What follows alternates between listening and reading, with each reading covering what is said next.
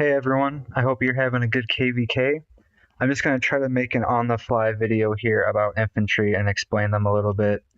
I see all kinds of people sending a bunch of different stuff in their infantry part of their march.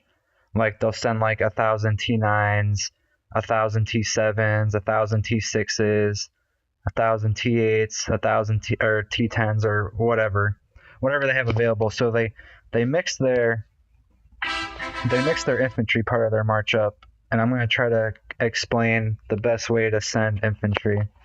So if you go to your barracks here, you can see you have all the infantry tiers here. And what you'll notice is the odd tiers have an increased defense against light cavalry, and the even tiers have an increased defense against archers.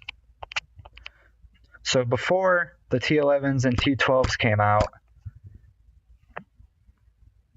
the good infantry unit was a T10 destroyer, which has an increase against archers. So let's just say you didn't have those and you had to use T8s and T9s, or you had the option to use T8s or T9s. So the T8s you'll see have an increased defense against archers, and then you'll see their base stats here.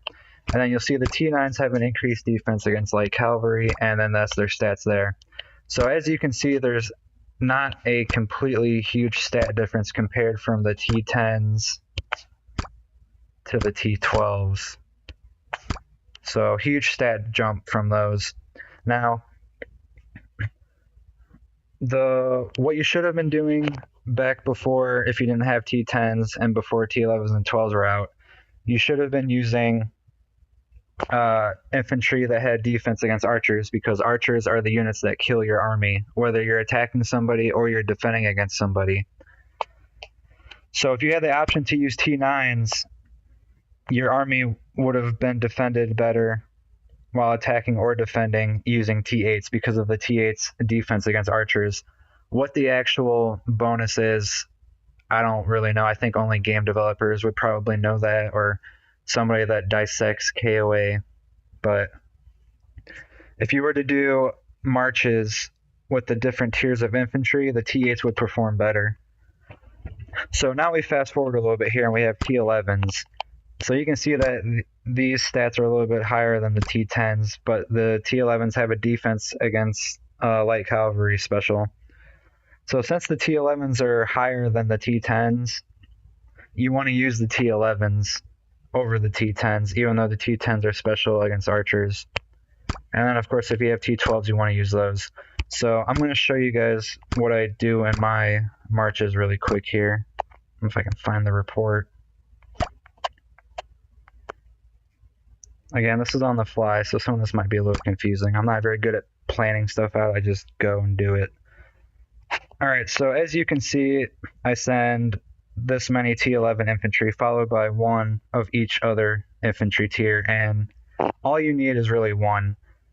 And I'm not going to explain that in this video, but some of them I have more than one. But either way, that's a whole nother in-depth thing. So now I'm going to explain to you why mixing your odds and evens in infantry is not the best idea. So let me go find somebody Inspire and hit them really quick. I'm just going to go to 410 just for the sake of the video. Or level 9, whatever. Just going to find somebody random, and hopefully I win. Be kind of embarrassing if I don't. So instead of sending T11s for this video, I'm going to send T10s. Except, what the hell? I'm going to decrease these just a little bit. And then I'm going to add some T9s. So I'm going to have 70k T10s and 13k T9s. So let's see what happens.